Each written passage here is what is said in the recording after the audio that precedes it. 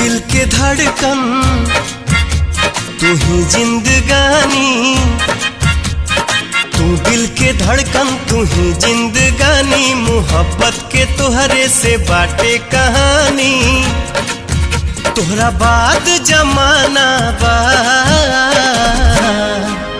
हम जियब न तोहरा बिन, दिल तुह पे दीवाना बा। हम जियब न तोहरा बिन, दिल तुह पे दीवाना बा।